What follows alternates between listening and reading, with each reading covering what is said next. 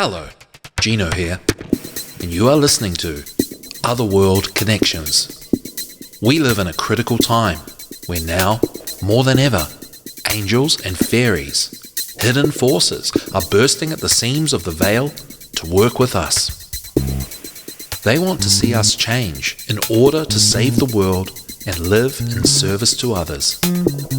So join me on a journey to empowerment and enlightenment with an angelic angle and a fairy focus, looking into ways to improve our current situation, morality, archetypes, solutions for self-healing, and spiritual sciences in light of theosophy and other occult traditions. Hello, welcome back to Otherworld Connections. On today's show, we are continuing our series called Save the Bees to Save Ourselves. Bees are allegedly in catastrophic decline, and that is documented by the commercial honey industry. In America, it's not so much the deal in New Zealand. We do have a problem with the varroa mite. We have a problem with fierce competition between beekeepers. Did you know that people burn other people's beehives down to literally destroy the competition? But for just regular Joe Schmoes like me, well, we're not in that game. And guess what? We're not allowed to be in that game. At least in New Zealand. What about where you are? It is a strictly controlled thing. Why are the bees so controlled? Bees are under more government control than people, I believe. Or at least the same amount. So there's already a parallel there, a plurality. Plurality. Oh dear. So anyway, we're going to do a couple more episodes of Saving the Bees to Save Ourselves. The final episode is going to be the funkiest one. It's going to be solutions that I have. And yeah. But today we're going to cover some straightforward, practical solutions from the book called 50 Ways to Help Save the Bees. And then we're going to have a look at this book called The Sacred Bee in Ancient Times and Folklore. And I want to discover what people did with bees back in the heyday, matey. Okay, so, and, this is Gino from Otherworld Connections and also the Secret Kindergarten radio show, which you can get your kids to listen to or families for family-friendly listening on Saturdays, 2 p.m. Eastern Time, right here on revolution.radio. It's the number one listener-supported radio station in the whole world, so please help support our efforts and airtime by visiting the station's donation section on our website, revolution.radio. Ways you can donate through Patreon, snail mail, direct payment for United States and Canada only. You can donate with cryptocurrency. You can use DonorBox, an international alternative to PayPal. You can advertise on the homepage. And yes, advertising on the homepage for a paltry sum of $25 a month. All the details for donating are accessible on the revolution.radio homepage or donations page. And just a reminder that you'll find a link to anything that I read or refer to during the show in the description of the episode once it's published on thesecretkindergarten.com and on all the channels. Otherworldconnections.substack.com, Odyssey, Rumble, etc. Got Ernie on watch today, so he's just outside the door. He's not tied up. Now, hopefully he doesn't try and jump over the fence to see his friend, neighbor, dog, Bug. So let's see how that goes. So let's figure out what to do, what is best to do, how to heal, how to change, how to achieve goals, and live successful lives of service by making those otherworld connections, particularly in this series, doing all that with the help of the bees, by helping the bees. And I believe it's possible, and I want to uncover some documentation about the spiritual aspect of bees. We'll look at the symbolism and stuff. Not so much today, I don't think. But anyway, 50 ways to help save the bees. Let's have a looky. Let's bring up the title page for video purposes. The cover. There we go. 50 Ways to Help Save the Bees by Sally Coulthard. All right, let's go to the 50 ways. Number 1, buy ethical honey. I'd go a step further and say maybe don't eat honey, but buy ethical honey. There's a huge demand for honey. What used to be a sweet treat has become a breakfast staple. The US consumes somewhere around 1.5 pounds of honey per capita every year. To meet the demand, we import the vast majority from countries who produce honey on an industrial scale, such as China and Thailand. And you'd like to think ethical honey also, the bees are fed or are left to feed themselves in their own way. Typically, honey is, when it's commercially produced, they are fed sugar. And I don't know why that's not so great, but that is considered a bit of a faux pas. So that must have something to do with ethics, but this is proving my point. Oh, excuse me. This is proving my point that all this information so far on bees, it seems to be slanted towards bees serving people. Does that make sense? I thought when they said buy ethical honey, they were going to talk about that, because honey beekeepers I know talk about that like it's bad. Force feeding the bees or feeding bees. There's a word for it. It's like artificial feeding. It's something like that. So they didn't mention that there. So, maybe I know more about bees than I do. But you know what? Also, children's books. I decided not to read children's books. So you can check out lots of good information, activities to do with bees on thesecretkindergarten.com. And you know what? Because it's child focused, children always bring it back to nature. They bring it back to ethics and morals. And so the kids' books about bees are more unadulterated. That's the word I'm looking for. There we go. Oh, here we go.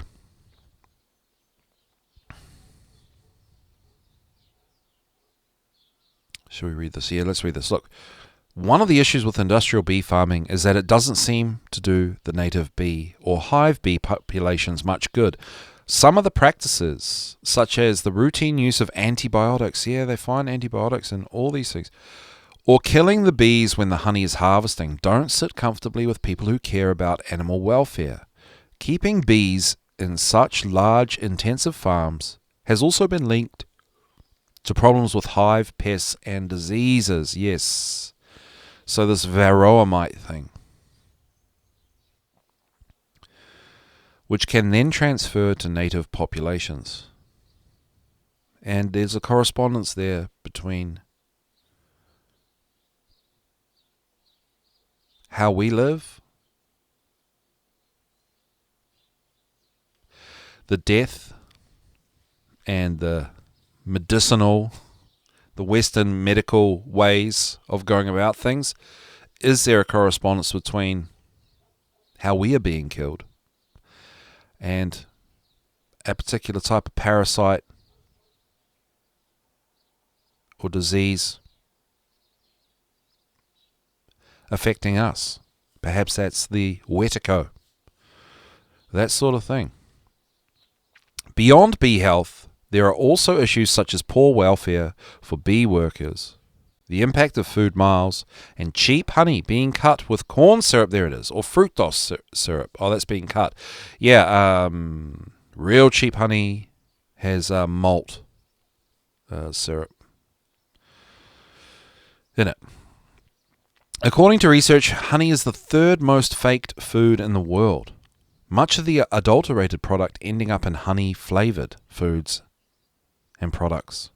The reality is that beekeeping exists on a spectrum, from the intensive and damaging but higher yielding at one extreme to conservation beekeeping at the other, where no honey is taken and the bees are left to their own devices. The nearer the conservation end of the scale, the better it is for honeybees. But where does that leave our honey? If you want to eat honey, there are a few guidelines to help you make ethical choices that benefit both pollinators and people. Buy honey from local beekeepers. And once you do, if you haven't done already, oh my goodness, you will not want to go back.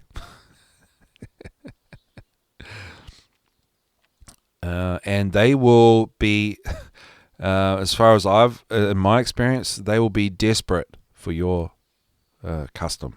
They'll be desperate, and they should be appreciative. So find an appreciative beekeeper too, that appreciates you buying from them, because it's an act of willpower. And this is the kind of thing that is already resonating with this community spirit that the bees have. Buying local. If you can't buy local, look for certified organic or fair trade, and then know what you are buying. And approach honey like buying wine. Ooh la la. There we go. Provenance is king.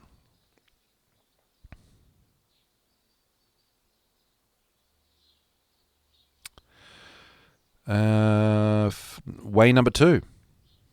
The bee-friendly food basket. I'm just going to jump up because sometimes, excuse me, sometimes there's the odd person that wants to say something. Bear with me for just one moment. The show, righty. Okay, the bee-friendly food basket. As a consumer, you have the power to help bees by making conservation-minded decisions every time you shop. Buying local. Buying organic. Organic farms, allegedly, don't use toxic pesticides. Now, that's a whole nother rabbit hole that we'd have to go down. But you could probably check out Jerry Quintero's show, Mitzi, Bridget's on Revolution Radio. I believe that she'll know a lot about this. I'm going to check in with her on that. So yeah, organic farms don't use toxic pesticides, but I believe some do. They just have different pesticides certified. And this contributes to healthier and more stable populations of bees and butterflies. So at least, that's one thing you can try and do anyway. Just, making that conscious effort is really key to saving the bees and saving ourselves. Trying. Yeah. So buy bee friendly. There are a number of schemes that worldwide that have been designed to point consumers towards bee friendly products and foods. In Europe, there's a bee-friendly label. In the US, there's a Bee Better certified seal. And there are restaurants that show the Bee-Friendly Food Alliance. That is so cool. Canada has the Bee-Friendly Farming logo for transgender bees only. Just kidding. So, number 3 is buy organic cotton. Hey, by the way, that little dig at Canada, it's not just Canada. I'm in New Zealand, guys. If they said something about in New Zealand, I might have said something different. Okay. Buy organic cotton. Oh, interesting. Cotton farming is a polluting business. Oh, poo. So obviously we've got to, you are all smart and have your view on what climate change really is and what it is not. So when we look at these books, obviously we're taking them with a pinch of salt. Oftentimes these caring about nature books, published especially after the year 2000, have that climate change, we're all going to die type thing in terms of pollution and stuff. So you've got your knowledge and your views on pollution. So we just read the book knowing that, we all know that there's, going to be some agendas there. But buying organic cotton, let's see if it's a good idea. I'm sure it is. It's good for your skin. Buying certified organic cotton, this is about avoiding practices that use chemicals that kill pollinators. And I tell you how sensitive bees are. Super duper duper sensitive, okay? So if you see dead bees around, you can fix that. If it's on your property, you should be able to fix that issue.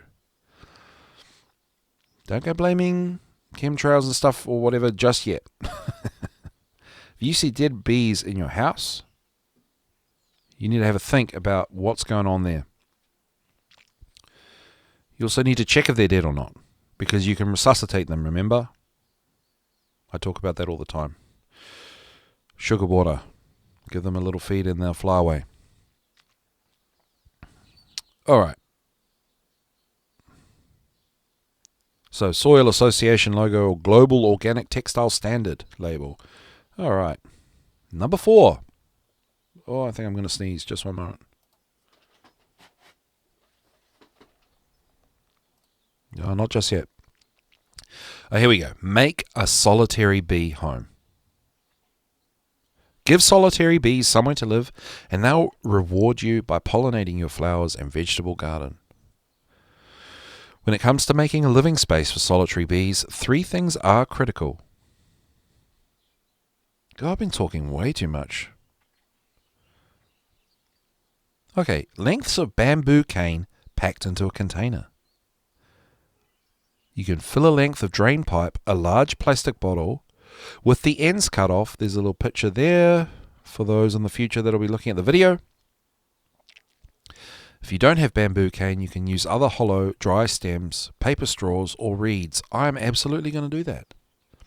I've got a structure that looks absolutely nuts. It just needs to be filled with, cut off. What's a champagne box, guys? What the heck?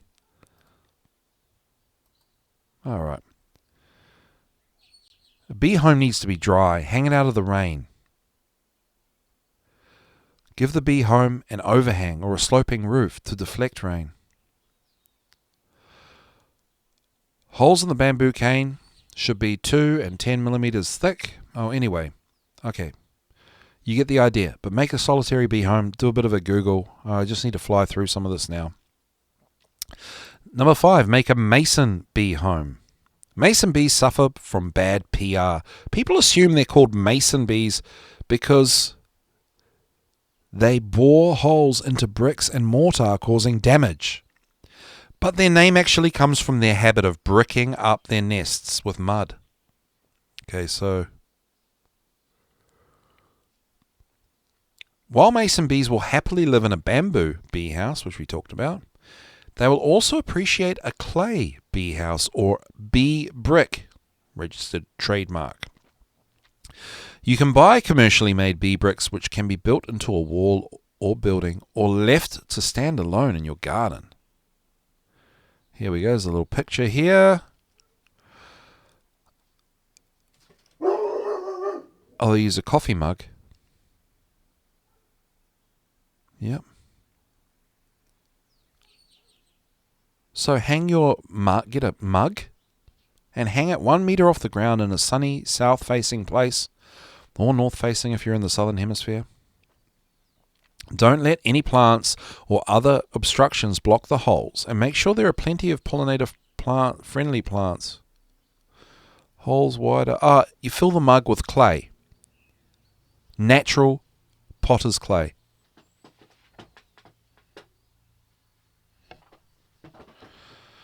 And then you use a pencil to make holes right through the clay. And the holes need to be wider than 10 millimeters or 1 centimeter. There you go. You get the idea? And they will like that. Bumblebees. Make a bumblebee home. So obviously if you've got kids, this is fantastic to do. And this is fun and rewarding to do for any human. Different bumblebees nest in different places. Some are happy to nest above ground in long grass or a pile of leaves, while others prefer underground homes, often reusing abandoned mouse and vole nests, which are full of dry, cozy bedding material.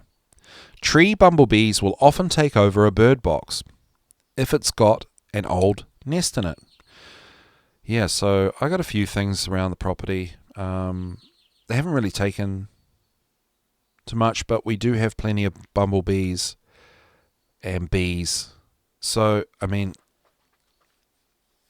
our garden's pretty wild.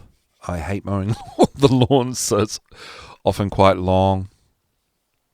At the resentment of passers-by. Julia's garden is thriving. I think it's a bee paradise. We're planting trees. Do we need to make a bumblebee home? I don't know. I don't know if that's more for an urban thing. I need to have some music to play in the background. All these distractions. Too much dead air. It's just Ernie playing guard dog. All right. Getting bumblebees. To nest in a commercial bee box is almost impossible. Not least because few are designed with the needs of bumblebees in mind. So, what can you do if you want to attract bumblebees to nest in your garden? The first aim should be to leave an area untidy. There we go. Patches of long grass, piles of leaves, and compost heaps make ideal nesting places for many species.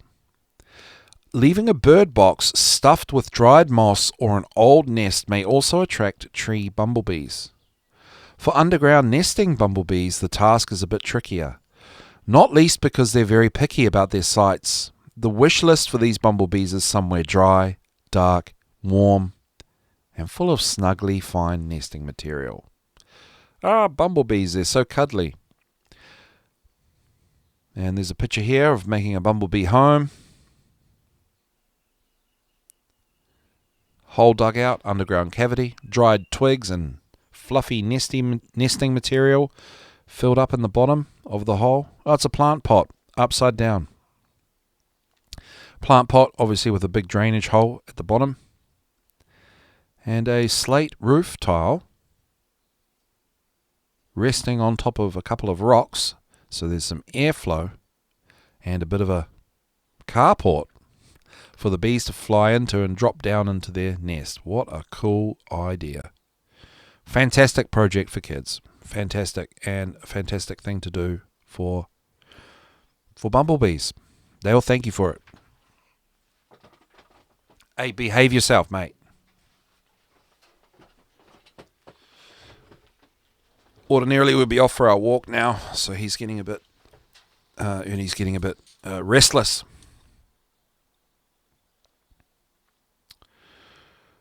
All right. Build a log pile. Carpenter bees make their nests by tunneling into wood. They are solitary bees, but some make nests alongside their sisters and daughters, creating a small social group. They tend to like dead wood, old tree trunks, and timber stacks. And we've got a fair amount of dead wood and old tree trunks around. So it's easy to create a welcoming habitat for them by building a log pile at the end of the garden. It can be as neat or as messy as you like. All right. Mow the lawns less. Yes! Yes! I don't know. The first 20 minutes of mowing the lawns feels like it feels like breaking rocks in prison. Not that I've ever done that, but do you guys know what I mean? It just feels like the most pointless thing to do ever. It really does. I know I'm sounding really lazy here, but man, what else can I say? Just me no like mowing lawn. But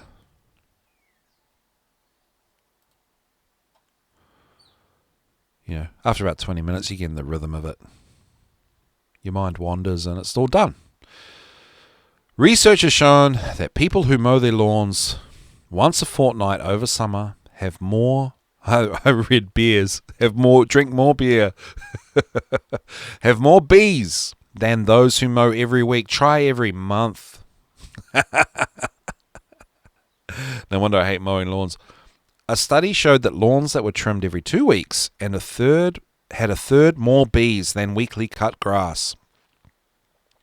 The difference is thanks to an increase in the number of flowers in longer grass. Interestingly, although gardens that only had their lawns cut every 3 weeks had more flowers, they didn't have a higher number of bees. Researchers think that grass that is too long made it more difficult for the bees to reach the flowers. That said, patches of long grass in spring are essential as nesting sites for solitary bees and bumblebees. So you can leave like a strip. That's what we do. Which is also kind of it kind of highlights the suckiness of mowing lawns. Where you do it and then you want to leave some for the bees and then you don't get a perfectly mowed lawn. You have a strip.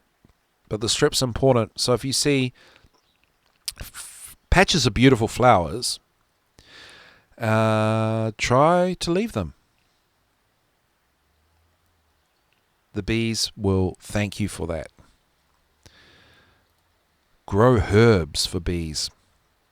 I understand that bees really like purple flowers, so lavender is going to be quite good.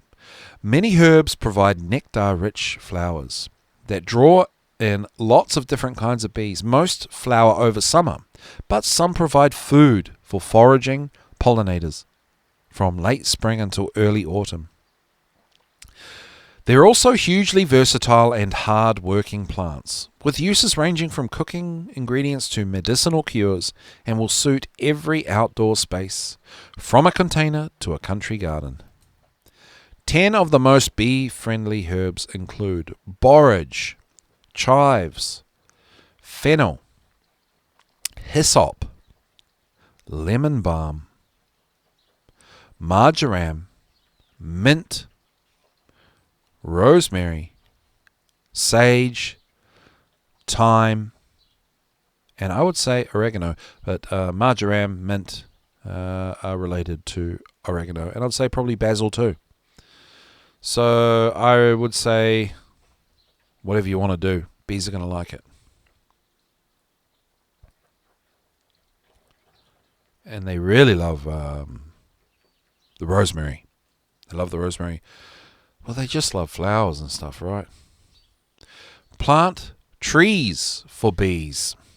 I think we're going to take this to the top of the hour. We won't look at the other book today. Because I'm being selfish, I'm finding this very interesting. Planting trees for bees. Well, it's got to be fruit trees, right? Got to be apples. Come on. We often imagine bees buzzing among the flower beds, but trees are a really valuable source of food for solitary bumble. And there's the bloomin' Ernie the guard dog. The only time he doesn't bark is when a vicious-looking gang member rides past on his Harley Davidson with a balaclava over his face or a bandana over his face. Then Ernie's pretending to just be a bee and having a look at flowers. But that bark is really saying he wants a pat from whoever's walking past. So trees are a valuable source of food for all the bees. Well, they said solitary, bumble, and honey bees. They're rich, densely packed store cupboards of pollen and nectar, often blossoming earlier and later in the season than flowers. It's estimated that established trees provide a haul of pollen and nectar equal to an acre of meadow. Trees also provide a place for bees to overwinter and nest, as well as offering shelter for bees who might get caught out by a sudden spell of bad weather. So if you're planning to replant the garden and have space for a tree or two, consider the following bee-friendly species, and this is really cool. Okay, this table's all crazy, but there's a table here for I don't think it's when to plant. I think it's what sorts the bees out in February. Mimosa, March, common hazel, April, field maple. Oh, there's quite a few. February is common alder, rosebud cherry, pussy willow, goat willow. March, common hazel, cob hazel, cherry plum, common plum. Common gauze. Yeah, see, some of these things actually really just are actually, depending on where you live, you're going to find that these things are like wild. Like we've got loads of gauze in the garden on our property. Well, we're right by a river, and gauze, and it's rural, semi-rural. Yeah, and just gauze just grows, right, because the seeds spread and that sort of thing. So some of these things do take care of themselves. Obviously, what people call permaculture is a thing. And well, I've got maybe gardening is for another day. I'm not really an expert, but permaculture is kind of like, I mean, there's having your garden, right, and then there's permaculture, and sometimes permaculture is just how things are going when you leave things to it, right? People might disagree, but what I'm saying is I could say that some of my property is permaculture just because some gauze popped up and we liked it and we said it was good for bees. So certain things are sprayed, right? So here in the town that I live in, a little Cessna airplane sprays the riverbeds, the river banks, because of blackberries. And everybody's favourite pastime, kids' favourite pastime, retirees, elderly people's favourite pastime in the late summer is collecting blackberries. They're absolutely delicious, but the plane sprays them just outside of the season, depending. And people spray for gauze. But gauze is not really, I don't think it's an ugly plant. It looks quite nice. The flowers are gorgeous. And the bees absolutely love it. So that's just another little side note. I know more about these things than I realized, than I thought. Again, it's that permaculture. I'm going to say oxymoron. That's how I feel a little bit about permaculture. Sorry, all you permaculture people out there. But either you make a garden or you don't. And you let things get on with it. I think there's a nice balance. If you want to grow food and stuff, then you're going to have a garden. Simple as that. If you've got a massive section of land, then, well, it's up to you what you're doing, right? But if you had a massive section of land and you're thinking permaculture would be, I guess, curating, right? Your giant section of land as art, like what are you going to keep? Maybe you plant a little bit of this and that here and there and see how it goes, see what takes off. Maybe plant something in particular under a tree. Plant a tree here and there. Which is kind of larger scale landscaping. So anyway, planting trees for bees. Growing blooms. Now this is where you get into doing things for the bees is actually, it's almost like in consideration of birds and bees, then what does your garden become? Well, you can make like a paradise. Is that permaculture? Is that biodynamic? Well, it is biodynamic by definition. Like if you asked someone on the street what does biodynamic mean in terms of, your garden, sounds like everything's working together and everything's firing on all cylinders, right? But when you use these names, biodynamic and what have you that's out there,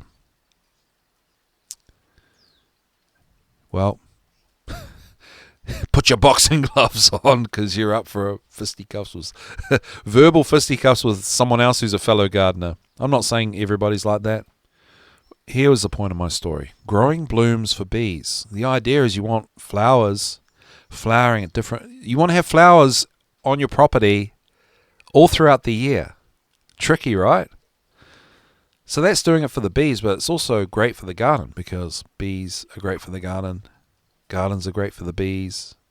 Gardens are great for people. Bees are great for people. This is what some people would call eco-spirituality. This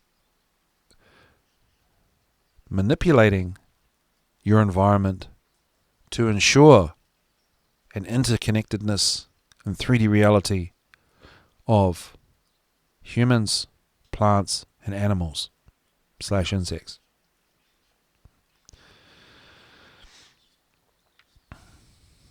Look at flowers through the eyes of a bee. Oh, you got to see that. I don't know if there's a video on YouTube, but check that out. See what flowers look like through the eyes of a bee. See whether they offer obvious sources of nectar and pollen.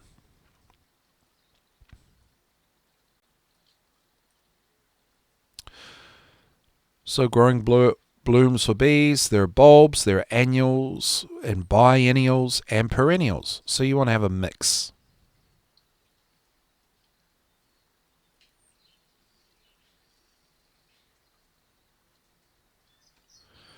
Which again, is kind of permaculture, right? Once you have that all cranking, you got flowers all year round. Well, you're permanently culturing the environment, enriching. Shrubs and climbers. Wisteria, we got that. I really want to grow some hops. New Zealand is quite popular for hops, for all the beer drinkers out there. I would like to find a natural, non-GMO hop.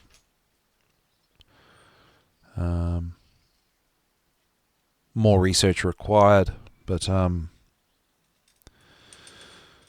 New Zealand created a lot of hybrid fruits and veggies and all that sort of thing.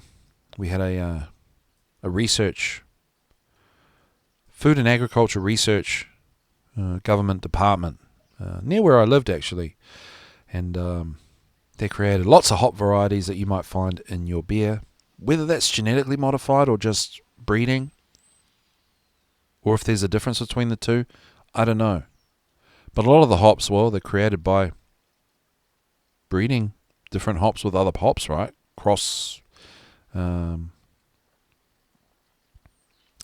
Forget the word, but anyway. Swap a fence for a hedge. Okay, easier said than done. But yes, obviously, a hedge is going to provide more foliage and more stuff for bees, birds, and garden-friendly mammals, such as hedgehogs. And then a hedge might be in blossom at a certain time of year, which is going to be good for the bees. Bye-bye bedding plants. Interesting.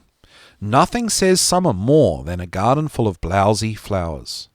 The air heavy with the buzz of foraging bees, and yet not all flowers are equal when it comes to pollinating insects. Such is our desire to produce strange ornamental hybrids that many flowers are useless for bees. Most bedding plants, for instance, provide very little nutrition for bees, while some common varieties of perennials, such as dahlias, have been interbred to produce pom-pom heads, making it tricky for insects to reach the pollen and nectar. In general, steer clear of most bedding plants, things like busy lizzies, some type of French marigold, pansies and begonias, double flower varieties, and other highly hybridized plants that offer little in terms of food for bees. Well, there you go. And that's why something like gauze is really great for bees. It's just a wild plant.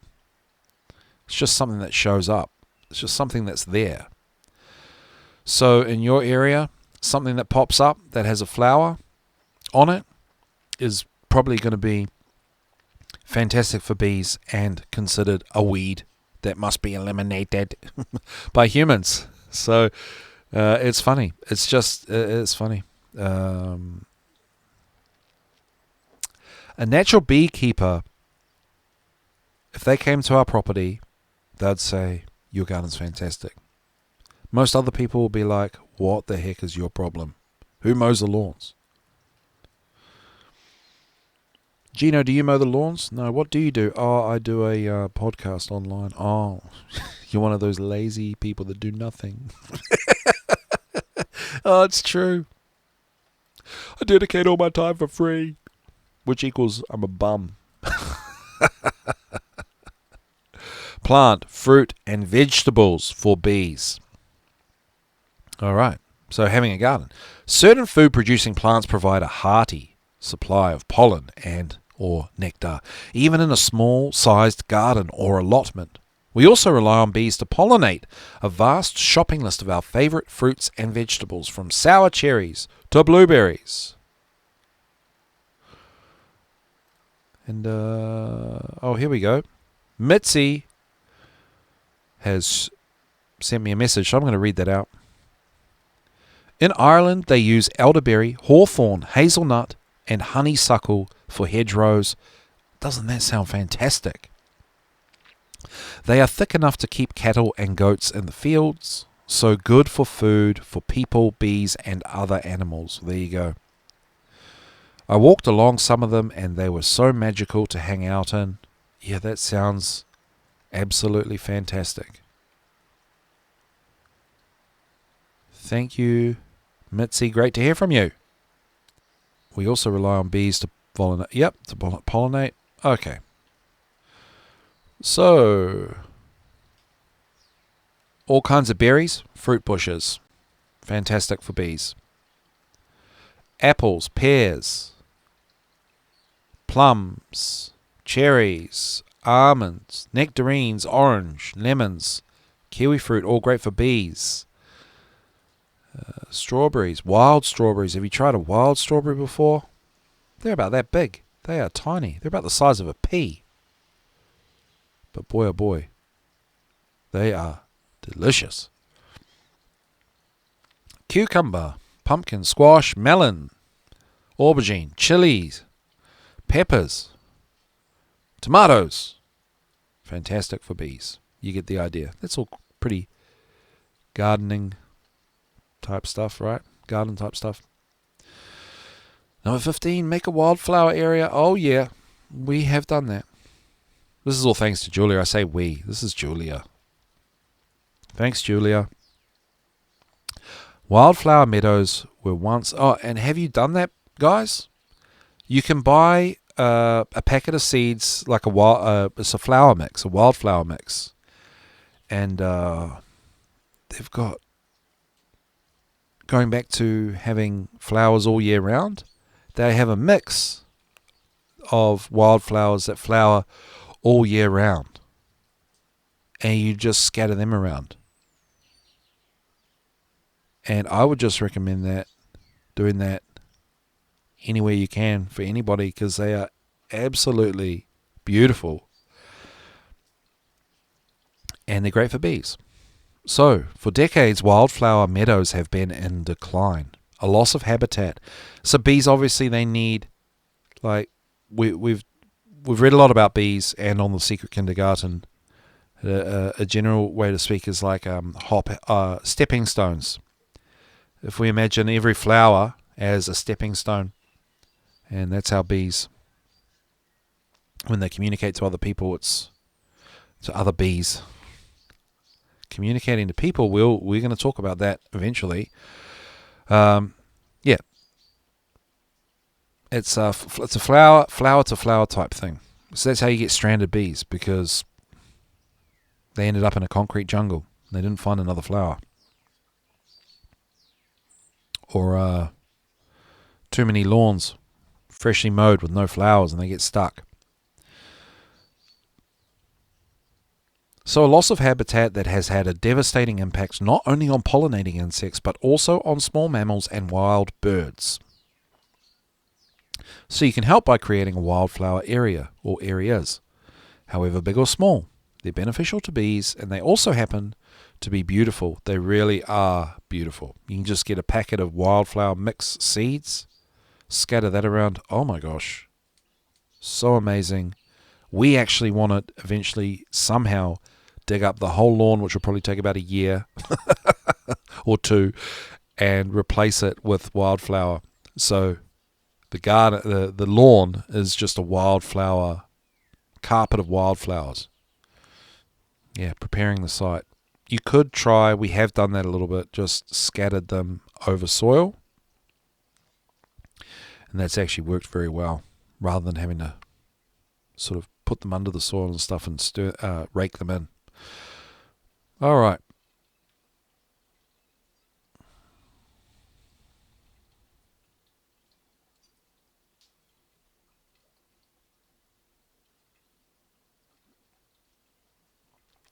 Leave the compost heap alone.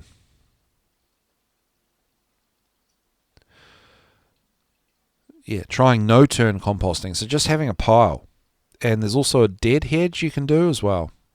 A dead hedge is putting some stakes in the ground, or some posts in the ground, and then you can fill it with plant material, broken sticks, twigs, branches, lawn clippings, whatever, and you can build it up, and you can actually have a hedge, a dead hedge. And that is just paradise for bumblebees and other critters. Yeah, so they're saying in time, even if you don't turn the compost, in time the microbes and other bugs will slowly help the compost break down without disturbing bees, beetles, hedgehogs, and other creatures that might have decided to make your compost heap their home. So yeah, you can leave it. And for a way to garden that you don't need compost, that you need to turn all the time and do all that, and you don't even really need compost, you can check out tendingmygarden.com. Teresa Martz, a dear friend, we became friends with her because we found the book that we always needed, that we never knew we needed, and that showed us how to do gardening, which is a method of gardening that has been passed down through the generations in Virginia. So there we go. Gardening without the fuss. Okay. Number 17, leave the ivy. Ivy should be left alone. It's one of the few flowering plants left for bees and late butterflies in autumn. Interesting. And the berries that appear in early winter are a vital source of food for wild birds. Okay, so don't cut the ivy. Make a wild pond. Oh, this is one thing I really want to do. I want to make a pond that I can swim in. Wild ponds can support a huge range of creatures: frogs, toads, dragonflies, bees. We don't tend to make a link between loss of natural ponds and insects, but the drainage and disappearance of wild wetlands, streams, and other water features has had a direct impact on the decline of bees, dragonflies, and other insects, as well as birds, bats, and other small mammals. Bees in particular use ponds in 4 ways. If it's shallow enough or has floating plants, a pond is an essential source of drinking water for bees. Flowering pond and bog plants such as lilies, water forget-me-not, and water mint provide much-needed food for foraging bees. The sandy banks that surround ponds and rivers are often used as bee burrows and reeds, which grow in wet ground and alongside the edges of ponds. Also provide vital nesting sites. Wild About Gardens has a fantastic introduction to making a wild pond, big or small, ponds for all, which is free to download. Okay, there you go. Love weeds. Love the weeds. Don't be too hasty to create an immaculate garden. Bees are particularly fond of common weeds, such as dandelions, clover, buttercups, celandines, bramble, bird's foot trefoil, cow parsley, white dead nettle, milkweed, and poppies. Mitzi's asking, which book are we reading? We are reading 50 Ways to Help Save the Bees by, let's find the author here, by Sally Coulthard, Coulthard. Let me just post that link to you.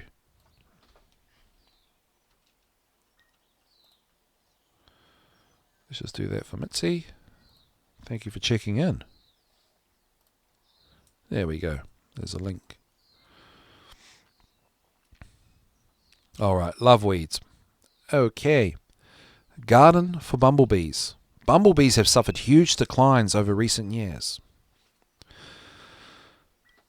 In the US, the formerly common rusty-patched bumblebee is endangered, and you are 50% less likely to see bumblebees in North America than you were in the 1970s. And yet, ironically, the bumblebee is one of the nation's most loved insects, often viewed as the fatter, fluffier, gentler cousin of the honeybee. Our gardens have become a valuable refuge for bumblebees, with city plots often providing more attractive habitats for bees than intensely farmed areas.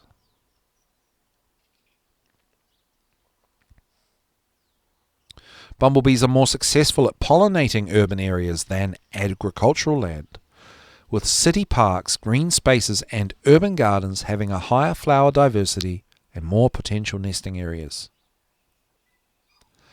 It's a two-way relationship. A fascinating study looking at field mustard showed that when pollinated by bumblebees, as opposed to other insects, the flowers evolved to be taller, bloom earlier, and have double the fragrance over the space of just a few years.